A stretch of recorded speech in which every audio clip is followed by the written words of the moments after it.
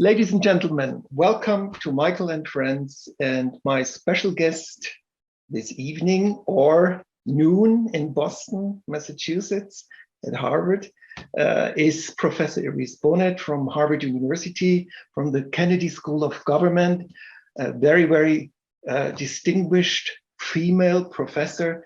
And I'm not quite sure if it's true or not, but I think you're the first Swiss professor at Harvard University, which is an achievement in its own. And Iris, you were born in Lucerne, Switzerland, the home of Lucerne Festival. So you grew up with Lucerne Festival, and you got your PhD in economics at the University of Zurich in 1997. You then went for 2 years to Berkeley, University of California there. And then in 1998, you joined the famous Harvard Kennedy School of Government. And today, since 2018, you are the Albert Pratt Professor of Business and Government at the Harvard Kennedy School. An absolutely outstanding career. And did you always have a plan to go to the US? And how was it for you to come from this beautiful small town, Switzerland, in the center of Europe, very protected, very well taken care of, where everything seems to be perfect, and then to go out into the US, across the ocean, as a young lady, one can say, and to create your own world there, to build up your profession. How can you describe this process? Well, first of all, Michael, thank you so much for having me. I'm a big fan, of course, of the Lucerne Festival, and I love my hometown, and I'm sure we'll talk a bit more about that as we continue. But I'm very happy to be here today and talk a bit about my journey. So first of all, I also don't know whether I am the first Swiss professor at Harvard. Some newspaper wrote about this at some point, and now I think it has become a city tale. So maybe true, maybe not, we don't know.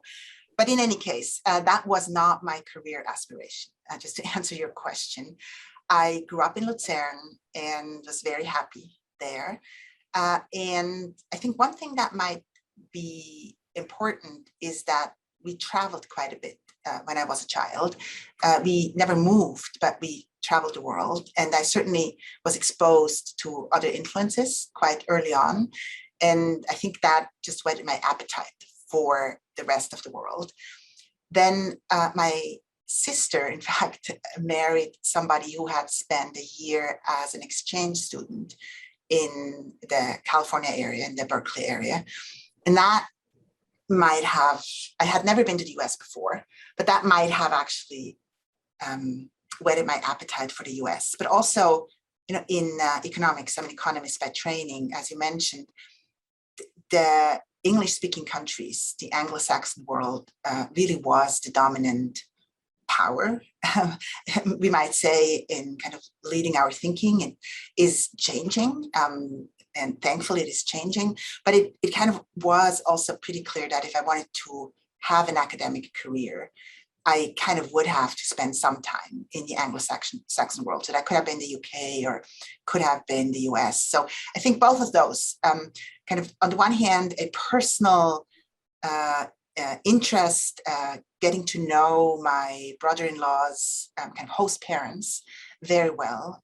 He was a professor at Berkeley at the time. Mm-hmm. And then my own, it was clear to me that I had to spend some time in the US. Let me actually go to Berkeley twice. So the first time I went was, and that it's probably not in my CD, but the first time I actually went was after high school. So after the Matura, I spent half a year in California. And that was mainly, that was with my brother-in-law's host family, just out of interest. So that's, I think, when I made the big jump. And so then going back after my PhD for a postdoc really wasn't such a big, daring enterprise for me anymore. Yes, but that ignited your fire, one can say. Berkeley is known, if I'm correct, to be one of the more progressive, modern, innovative universities, whereas Harvard is recognized as being one of the most famous, established, perhaps a little bit more traditional university. How was that changed from Berkeley then to Boston, Massachusetts, one of the founding states of the United States of America. And how was that change, and how did you move into this, really the subject of gender equality, and into this part at the Kennedy School of Government? So it's very interesting, Michael, that you would say that, because I think in the US, Berkeley and Harvard are perceived as hyper-progressive, both of them. Now, I wouldn't disagree with you that, in fact, Harvard is more conservative than Berkeley. But honestly, they're both like at the, 90th percentile. So they're both actually, in the US landscape, they are perceived as being both very, very progressive. But yes, Berkeley certainly was, it's progressive, also different from Harvard. So you feel that we are closer to Washington. And that's, of course, partly because I am at the Kennedy School of Government. So we do interact a lot with government, but also generally, it actually is true that it feels closer, that many more people serve in government, in and out of government, feel like they should testify in Congress, feel like they should, travel to New York and advise the UN. So the East, it's the East Coast is quite different from the West Coast in that sense that I think, it's probably no coincidence that Silicon Valley kind of happened in the broader San Francisco, kind of Northern California area, of course, closely influenced by Stanford, so not so much Berkeley, but it is, it still is the West. It still is a do-it-yourself, discover, do something different type of mentality, while Boston just is closer to Europe, and that's absolutely true. So in that sense, it was interesting to come to Harvard, intimidating at first, and surely. You feel like an imposter, and you do wonder why you belong here, or whether you do belong here, and that might be even more pronounced for a woman, or might be even more pronounced for a Swiss who has not gotten a degree from an American university. But I love the fact that I was surrounded by more women, I have to say, from the get-go. I had one female professor, Professor Schelbert, while studying at the University of Zurich in my life. And I think when I left Switzerland, we had 6% female professors on our faculties. So it was just very, very small percentage. And when I came here, it wasn't, incredibly high, but it was at 18%. So it was like 3 times as high. That's something. And funny enough, one of my first faculty meetings that I attended talked about the fact that we have to end earlier so that parents can pick up their children from their daycare centers, because daycare centers tend to close at 6 p.m. And our meetings used to end at 6 p.m. So that was one of the first meetings where I was like, oh, wow, we're now ending at 5:30. And the simple reason is the daycare centers. I thought that was quite progressive and quite eye-opening at a time where, in fact, my research had very little, if nothing, to do with gender. So I didn't start out working on gender. I started out being a behavioral economist, trying to understand how people, how organizations and how societies make decisions, and how they make wrong decisions as well, better understanding how our minds work and why we have biases, why we get things wrong, why we make mistakes, and then how to help improve our decision making.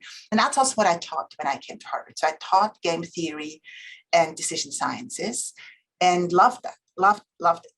I love the fact also kind of coming here. If I went back to Switzerland at the time after my postdoc, I had a beautiful position at the University of Zurich actually waiting for me as, I have to say that in German, as Oberassistentin.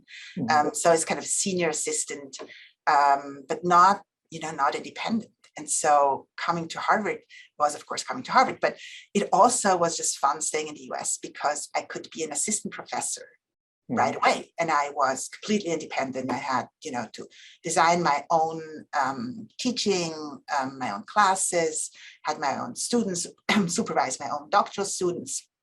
And it was, it was a jump into the cold water, clearly. And the first year was intense, in particular, also because my husband only came a year later.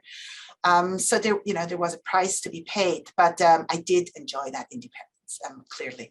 But yes, so then your question really was about gender and when did I start worrying about gender. So I sometimes say I have been a feminist at heart all my life, but I really didn't focus on gender until about 10 years into my career, when the dean then of the Kennedy School asked me whether I would direct one of our research centers, the Women in Public Policy Programs, where I sit now. And I was like, wow, but I am not a feminist scholar, nor did I study gender studies. I'm an economist, and yes, I have always been interested in potential gender differences in decision-making and risk-taking and cooperation, but really, and he was like, well, yeah, no, I think you'd be perfect because we need somebody, with a researcher's mind, and why don't you try it? And so, funnily enough, the first year, which is also a bit of a funny story, I kept 2 offices because I felt like I didn't want to become an administrator. So it was the gender aspect that scared me at all, but I love doing research, and I still do. But it felt like, wow, running a center and having a staff and fellows and the big enterprise and fundraising and donor meetings, and wow, that's not really me. So anyway, I kept 2 offices the first year, but not very long. And then all of a sudden, it all came together, and I understood how my old self could speak to my new self, and how I could, in fact, bring behavioral economics to bear on questions of gender. No, I'm really impressed. What strikes me is that on one hand, looking at your book and looking at what you have done and how you've approached it, you've created a lot of structure. You say we have a problem there, but you also say, how do we solve the problem? And you really go about it, and you say, this is how it can be done. I'm in the lucky situation, I think I'm lucky, that 90% of my staff is female. And then, of course, some people say, oh, it's because it's the arts, female go more to the arts. Again, there we have it right away, the bias, and then the gender issue. And sometimes I hear from very good friends even, say, oh, you have to get some more men into the team. And I say, no, I really enjoy it. And it may just be pure coincidence. I mean, we didn't go about it and say we want 90% female staff. It just developed like that, and I feel very comfortable. Maybe also because I had a strong mother who was very professional, very dedicated, very career-oriented. She had 3 children, and she practiced the violin with me and the piano with my brother. And my father was a famous tenor, so she went on tour with him. She helped him. She wrote a book for him. She was really amazing. I think that probably set a little bit the standard. And I do have we have strong female personalities in the team, and sometimes we fight and we have arguments, and it's very, very interesting, and I really appreciate that. So, but obviously there are issues to be tackled and to be overcome, and you did also a lot of research and in the field of orchestral auditions. I remember when I went to Juilliard, that was becoming an issue. I was a student at Juilliard, and I remember the first auditions at the New York Philharmonic were taking place behind curtains. But you were very involved in that development. How did you go about that? So I shouldn't take credit for the original research. So I wasn't actually originally involved, but I start my book, that is absolutely true, with that story, just because it is both a good story, it's a relevant story, and it's a well-researched story. And that, is kind of what makes a good story for me. Because I am, a psychologist enough to understand that most people are not moved by data alone, but it often comes with a good story. So here's the good story. So in the 70s, as you said, many of the major symphony orchestras, in fact, I have to take credit for my home town here, but the Boston Symphony Orchestra was the first orchestra to have auditions behind curtains, where people who wanted to join the orchestra had to literally play behind a screen. Sometimes it was a curtain, sometimes it was a screen, sometimes they had to take off their shoes so you couldn't detect the gender, depending on whether somebody's wearing high heels or not. And that came about because of fears that orchestras might be biased against women and against people of color. And interestingly enough, also some famous orchestra directors, including Leonard Bernstein, went on the record saying that they, of all people, of course, will not be affected by the curtain, that they did not need the curtain, that they, of course, I didn't know that. Yeah. That it's actually in the archives. It's available. Yeah. And so saying that they, of course, listen to the music. And, you know, I'm pointing out Leonard Bernstein, not to point fingers at anyone, but to suggest to everyone that this is about all of us. It would happen to all of us. We all would think we're unbiased. And of course, as an orchestra director, you only care about the quality of the music and you're able to detect that. And he had to learn that, in fact, that was not true, that the curtain helped increase the fraction of women on the major 10 symphony orchestras in the United States from about 5% in the 70s to now almost 40%. Right. Yeah. Of course, it's very different, right, from Vienna Philharmonic or the Berlin Philharmonic, which are not using orchestras and where the fraction of women is still much, much smaller. So yes, so that's a good story, but it's also documented well by research by my colleagues Claudia Goldin and Cecilia Rouse. Cecilia now is the chair of the Council of Economic Advisors in the Biden administration. Who were trying to understand, you know, what really is the impact of these anonymized evaluations. And that led the way to lots more research beyond orchestras, in that now an increasing number of organizations, companies, but also governments. So the UK government, for example, is the first big government to have removed names from resumes, because they also were convinced by the research that we might be influenced by a name when, in fact, whether you're female or male, or, you know, whether your name sounds like the name of an immigrant or from an ethnic minority, that is not predictive of future success in an orchestra or in any organization. So for me, you know, the curtain was important to talk about music because, you know, music, maybe of all things, seems more objective for many people. Particularly for the ignorant people like myself. I have been playing the piano, but I don't consider myself an expert. And it felt like, well, you know, music is probably more easily to evaluate than maybe a CV, maybe knowing whether somebody would be a good executive assistant. But even for music, so that's why I think it's so powerful. Even for music, where we would imagine it's a bit more objective and where we totally get that the orchestra's directors' incentives should be to choose the best performer and not the performer who looks the part. Even for music, the curtain plays out. No, I think that that process has changed so much, and especially in the US, of course, and I think also in Europe now, really there is a strong participation of female musicians in the orchestras, and it has opened up new worlds. One of the professions which still strikes me, I think one of the professions in the society that is still least developed is our female conductors, the maestro. And we did some research actually at the Lucerne Festival. We had plans for many years to present a theme, prima donna or maestra, and just bring female conductors. It took quite a few years. We always dropped it again and said, well, you know, maybe there are not that many female conductors, maybe it's not right time. I spoke to some really highly distinguished conductors, and it was not that they were against it, but they just said, it doesn't work. And I was really frustrated about that. I remember that, especially with one conversation I had, and I said, that can't be, it's wrong. And we did a theme then in 2016. We brought, I think it was around 14 female conductors. We actually just told some orchestras, do it, please do it. And we organized it. So we structured it, we organized it. And some people then from the media and so said, you know, it's all marketing, you're just doing it for the sake of attention and so, but it really wasn't that. And we followed it up, not every year, and in that number of female conductors we have now in the coming summer 6. But it is one of the professions where I feel there we have to make still huge efforts.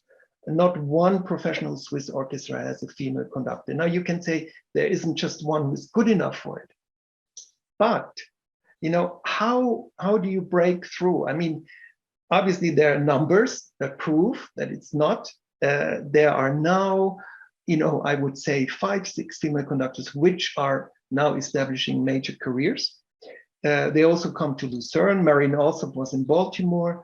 Susanna Melki, she's in Helsinki, and very interesting. And many others, of course, and younger ones coming up. And I think, I really personally feel this is a strong profession for women. And I think that they bring something else to the table, as you say in America. It's a different offering.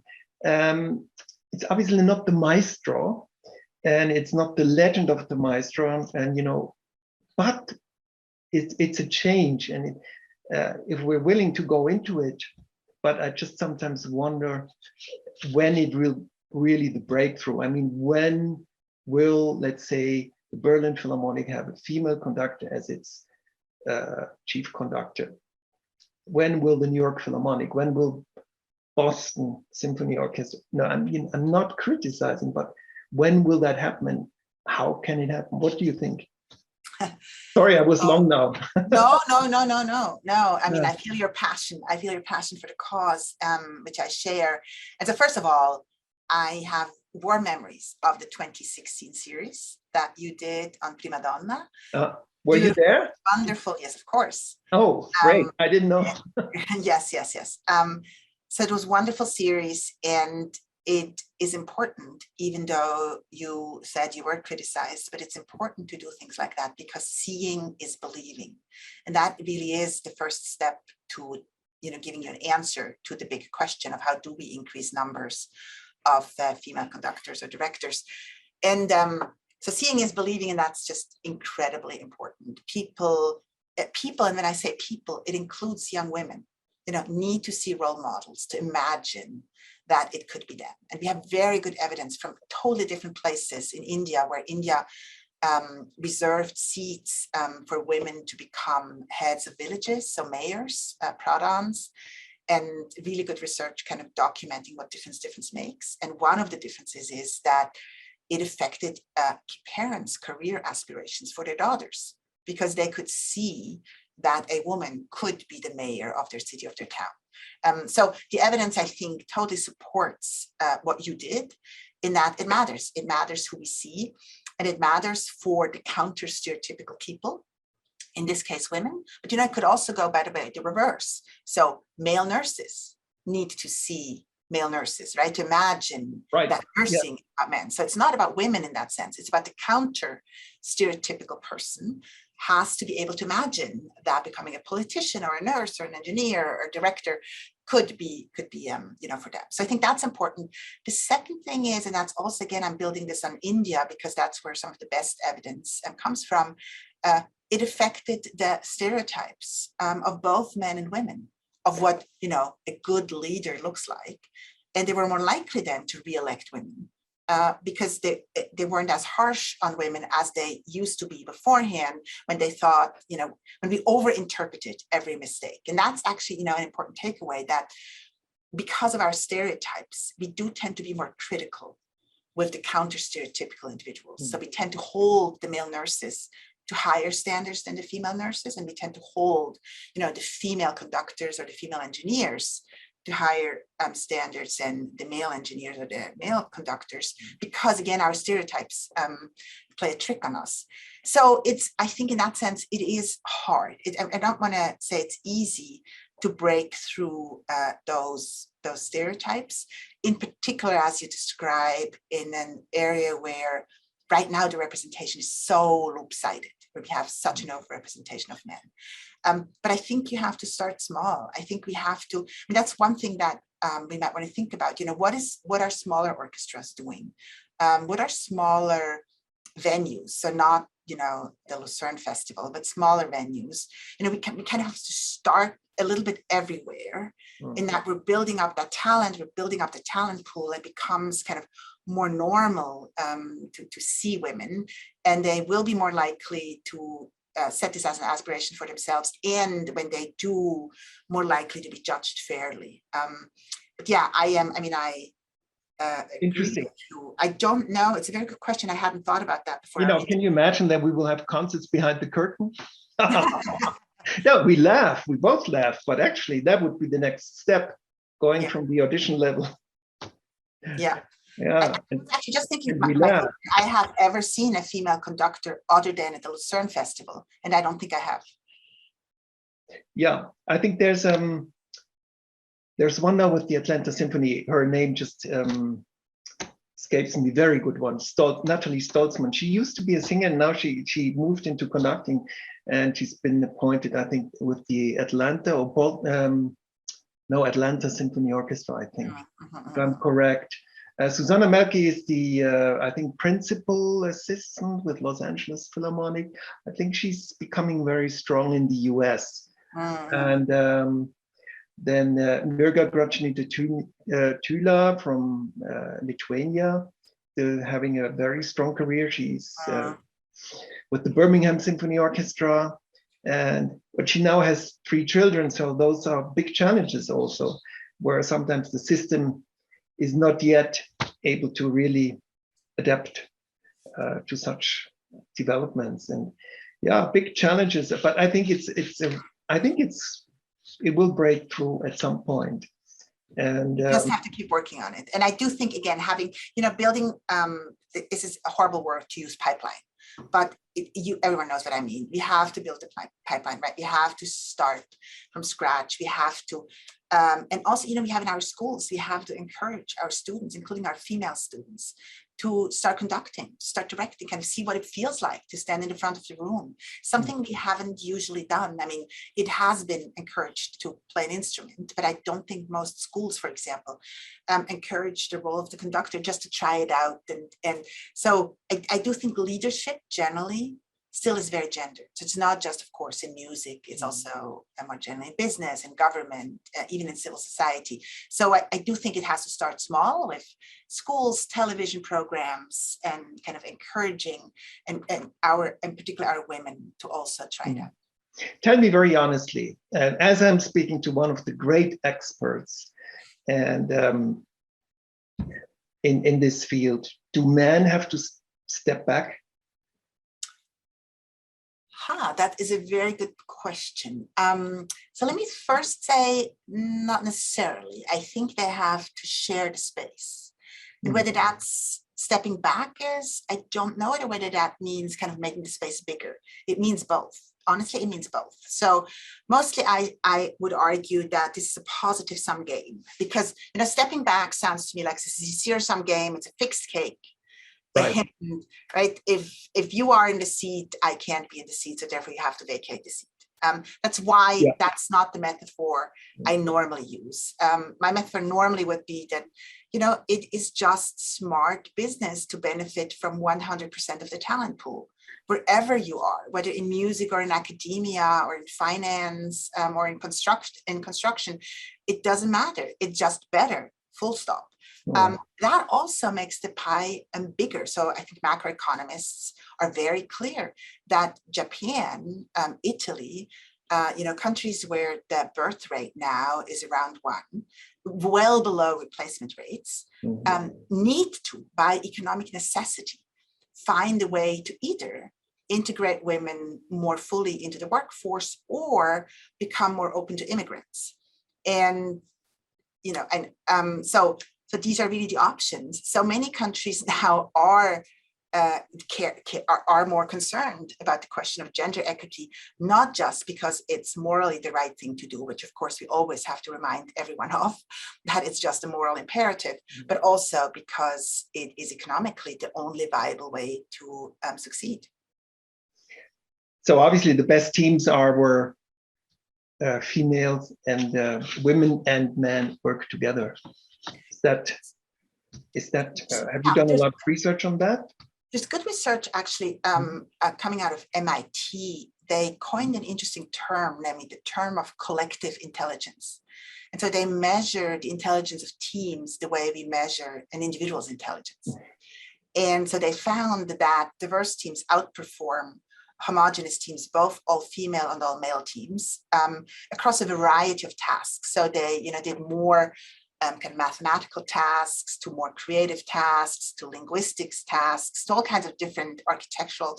So quite a number of different tasks. But interestingly enough, the reason is one that I don't think they necessarily expected, or I might not even have expected. It appears as if we are better listeners in diverse teams. So we're less likely to run into one direction. And I think that's the biggest challenge of teams, that challenge of groupthink.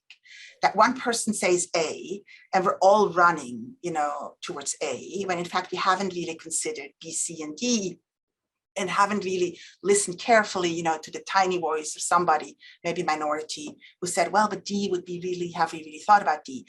And so it appears as if diverse teams are less likely to fall into that groupthink trap. Now, the one thing I have to add though, Michael, is I don't think it's a necessity. So I think nobody should think it happens automatically. So diverse teams are tough.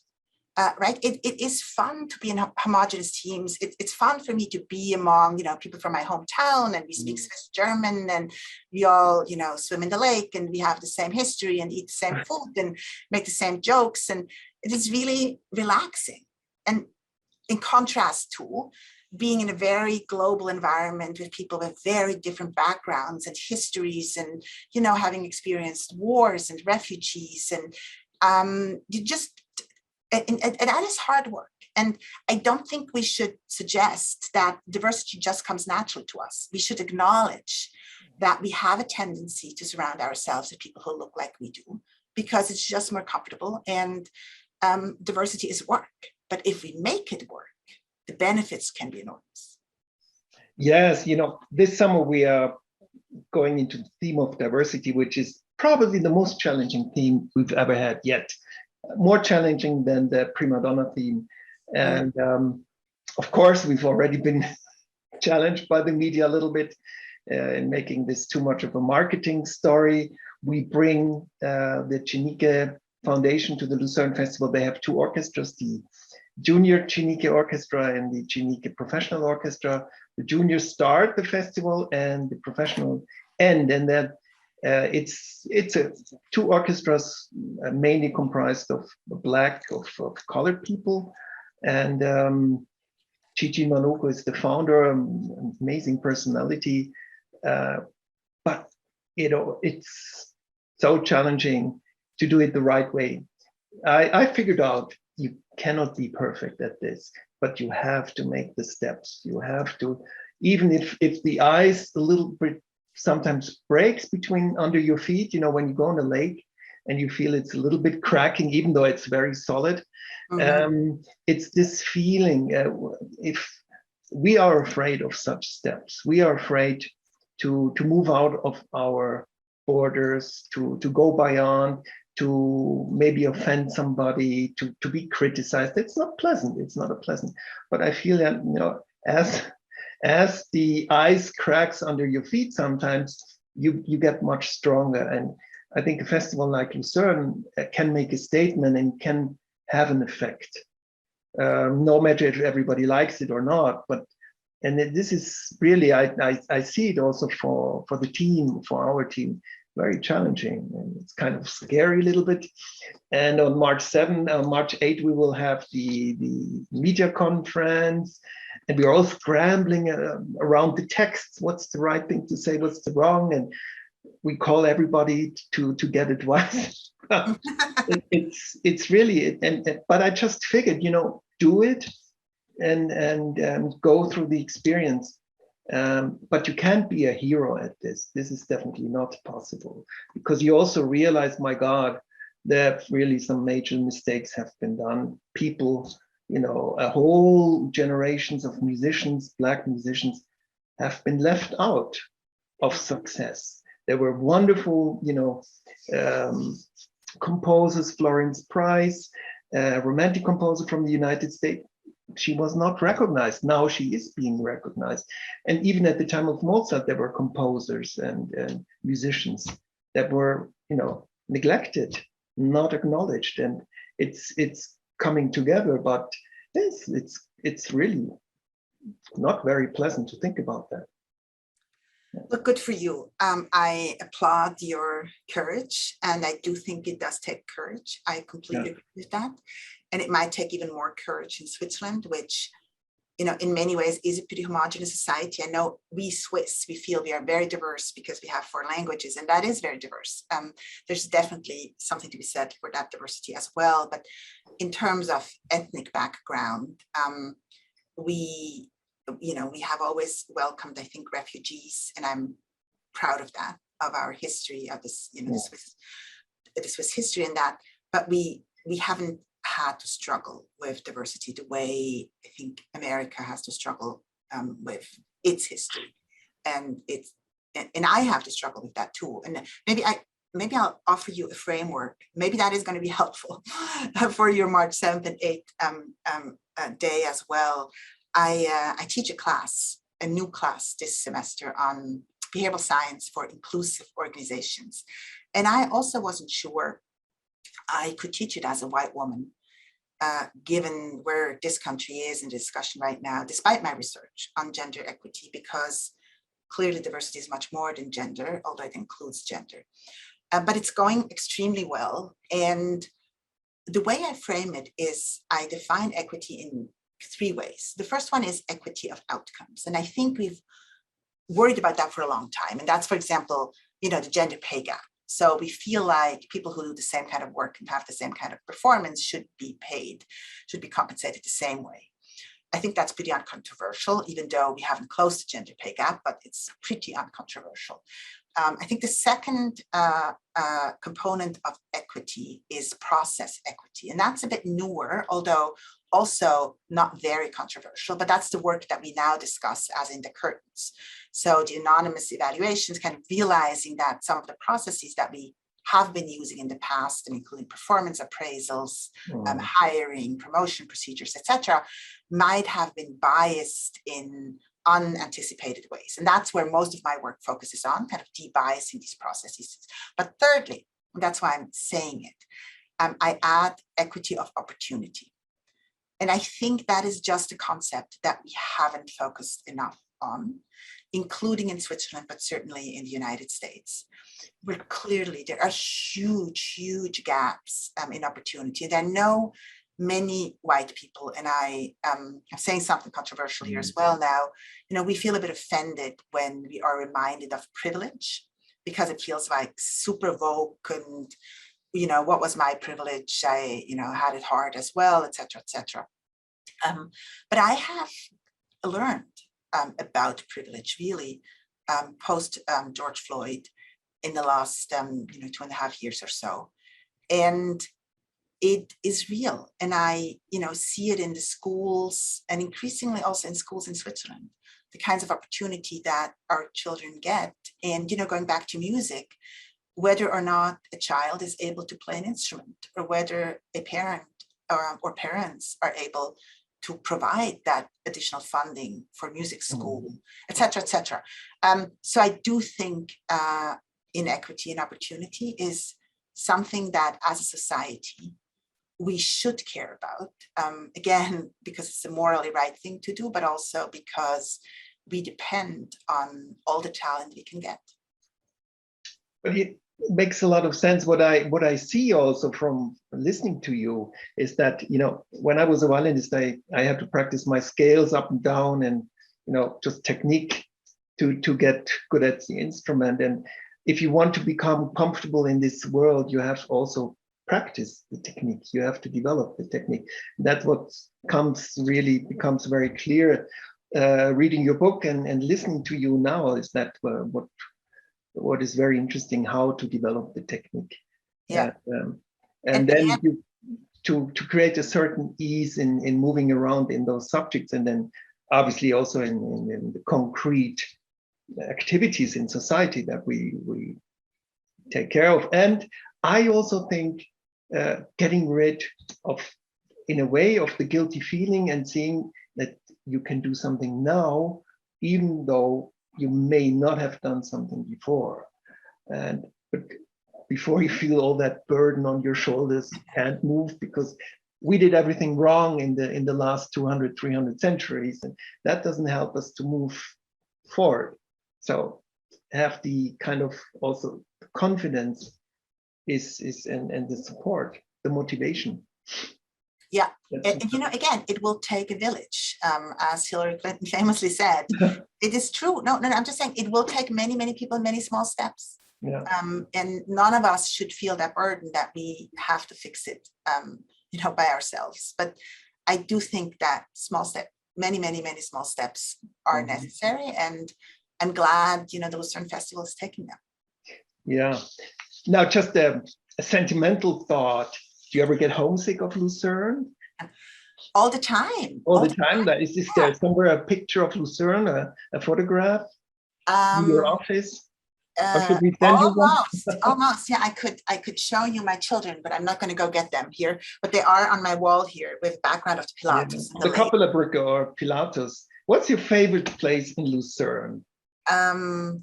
It is being kind of by the lake, anywhere by the lake. So I'm a water person. I used to compete in synchronized swimming, and I love everything about water. So I love diving. I'm a scuba diver now, love swimming. So water is very, very important, has always been important to me in Did you do my life. rowing? I know, but I should, right? My son is a rower. Yeah. I do not row. I love to be in the water. I also love to be underwater, but I'd rather have somebody else do the rowing. But you know, funny enough, so one of my strategies when I come back to Boston, so I'm very happy here, by the way, professionally, our family is very happy, so it's all good.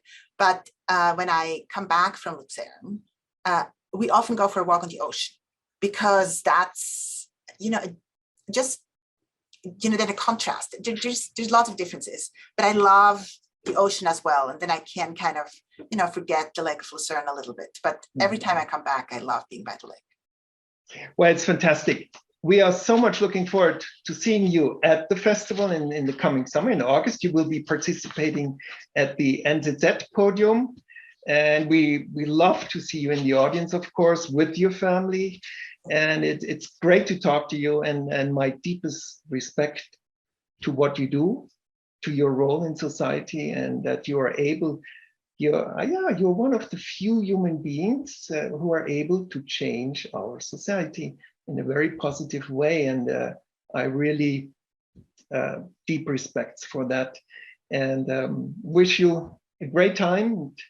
And thank you for being with us today, and see you very soon, Iris. Thank you so much, Michael, for having me. Thank you so much for having me. It's been a great pleasure.